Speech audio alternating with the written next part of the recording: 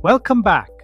In today's Windows Security Lab, we'll configure Smart Card Authentication using group policy to enhance security and enforce stronger user authentication across the domain. Let's get started.